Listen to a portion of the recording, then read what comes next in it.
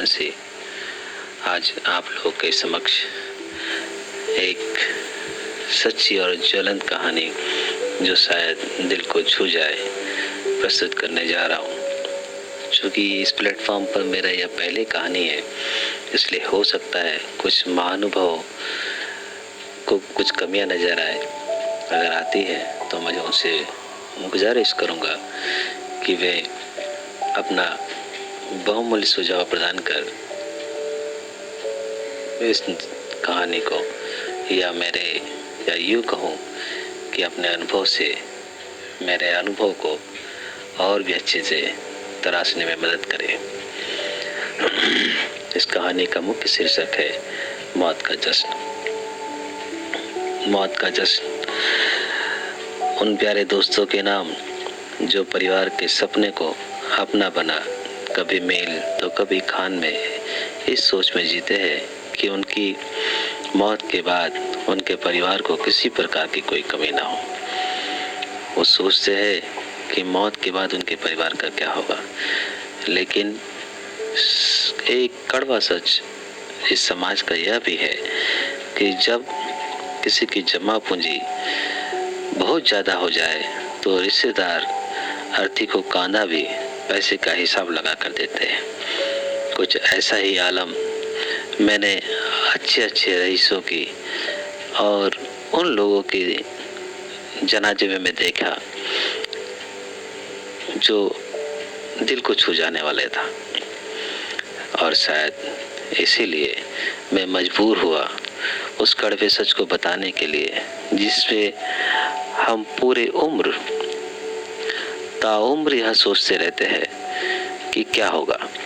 हर कोई अपने अतीत के बारे में सोचता है, भविष्य के बारे में सोचता है, लेकिन अगर वो एक पल यह सोच कर देखे कि वास्तव में अपनी मौत का मंजर क्या होगा तो बड़ा खुशनुमा सा माहौल नजर आता है और सारी दुख दर्द परेशानियां सब कुछ खत्म हो जाती है। इस कहानी को पढ़ने के बाद कुछ समय तक शायद हम विवश हो जाएंगे कि क्या वाकई यही सच है। तो हमें ज़्यादा देर ना करते हुए अपनी चंद पंक्तियों के साथ कहानी का प्रथम अध्याय की शुरुआत करना चाहूँगा।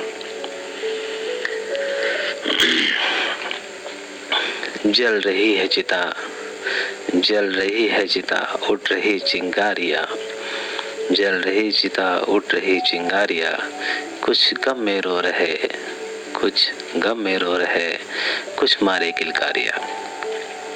ये शमशान भूमि का परिदृश्य है। जल रही है चिता, उठ रही चिंगारियाँ, कुछ गम में रो रहे, कुछ मारे किलकारियाँ। कुछ तो निकाले अब भी कमी मेरी, कुछ तो निकाले अब भी कमी मेरी, कुछ निभाए यारियाँ। जो पूरे किए मैंने वो क्या अरमान मेरे थे, छोड़ गया तो जिन्हें क्या वो सचमुच तेरे थे। बड़ा अजीब सा आलम देख रहा हूँ मेरे यार, वाह क्या बड़ा अजीब सा आलम देख रहा हूँ मेरे यार, क्या खूब सोचते थे हम कि मौत के बाद होगी कोई चित्कार। यहाँ तो चिता की आग में भी सबके अपने अपने ठसन, यहाँ तो चिता की आग में भी सबके अपने अपने ठसन, लगता जैसे तेरी मौत का लोग मनाते हो जश्न। शमशान भूमि में जब मैं अपने एक दोस्त के मौत के पश्चात गया, मैं गमनीम सा उस देह को जलते हुए देख रहा था जिसके साथ मैंने ना जाने कितने हसीन पल गुजारे, दुख और सुख में हमेशा साथ रहे। और आज अचानक कल जिस दोस्त के साथ चाय की दुकान पर बैठकर ठहाके लगा रहा था, आज वह मुझे छोड़ इस दुनिया से को अलविदा कह गया। कल तक वह अपने परिवार के लिए क्या क्या सपने संजोए रखता था, या यूं कहूँ कि उस परिवार का सबसे बड़ा राजदार प्राणी में ही था।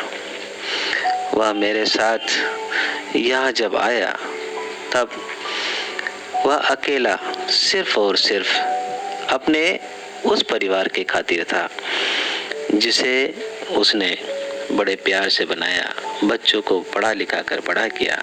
आज उसके 2 भावशील बच्चे जिन्हें वह अपनी शान समझता था, वह भी इस अर्थी में शामिल थे।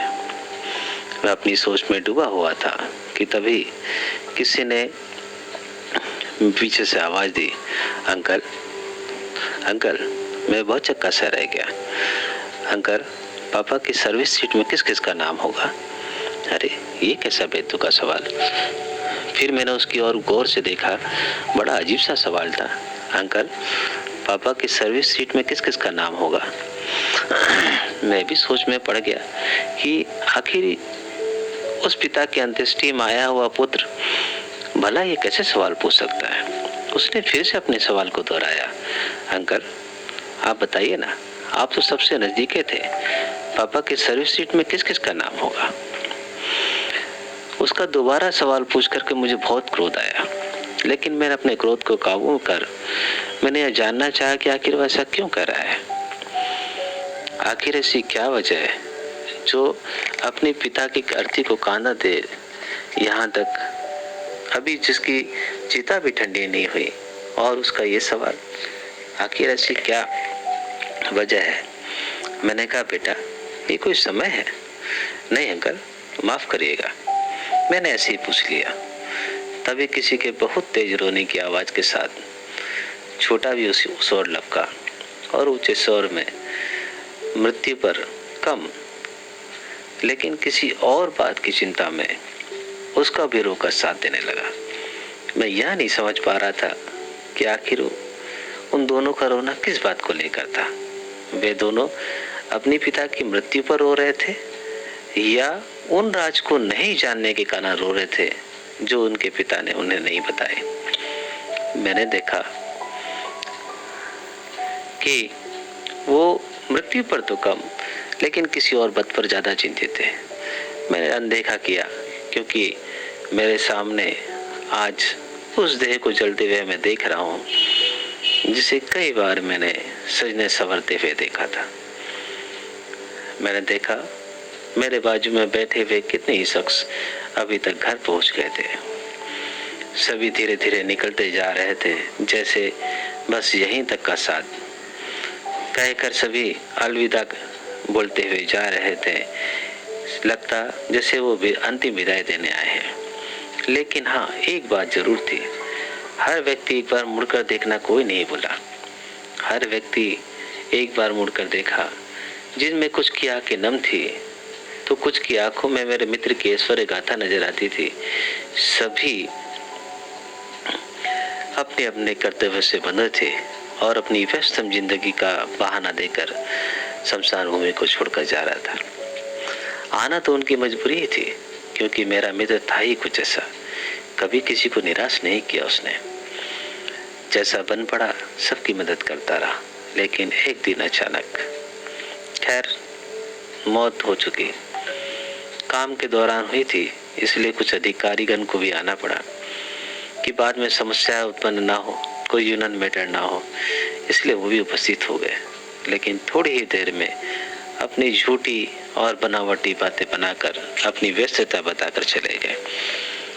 मैं भी अपने कुछ पुराने ख्यालों में खोसा गया और अर्थी से उठने वाला धुआं जैसे मेरे प्रिय मित्र और मेरी पुरानी यादों को ताजा कर रही थी।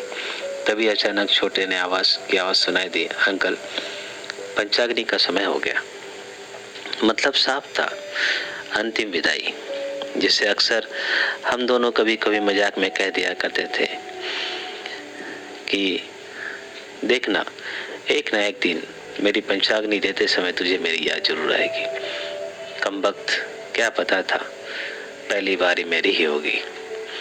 बड़े अनसुलझे मन से मैं वहां से निकला और अपने मित्र को पंचाग्नि दे और बाकी सभी कार्रवाई पूरी कर वहां से आगे बढ़ा। लेकिन तभी मेरे कंधे पर किसी हाथ ने रखते हुए पूछा, अच्छा तो आप ही हो हमारे जवाई साहब के परम मित्र। आपसे एक काम था, अगर आप बुरा ना माने तो ये बताएंगे कि सर्विस बुक में किस किस का नाम लिखा था। और किसको कितना मुआवजा मिलेगा। इतने सारे सवाल सुनकर मेरा मन भर आया। जी चाहा कि दाढ़े मार मार कर रो या इन लोगों को यह कह दूं कि मेरे मित्र के तुम रिश्तेदार नहीं हो सकते। मेरा मन भर आया और मैं आंखों में आंसू लिए वहां से चल पड़ा। दूसरे दिन का आलम तो इससे भी कहीं 1000 गुना अजीब सा होगा। मेरा मन नहीं था कि मैं दूसरे दिन जाऊं, लेकिन फिर भी जाना मेरी मजबूरी थी। अगले दिन की कथा मैं अगले अध्याय में बताऊंगा। उम्मीद है आप लोग इंतजार करेंगे। धन्यवाद।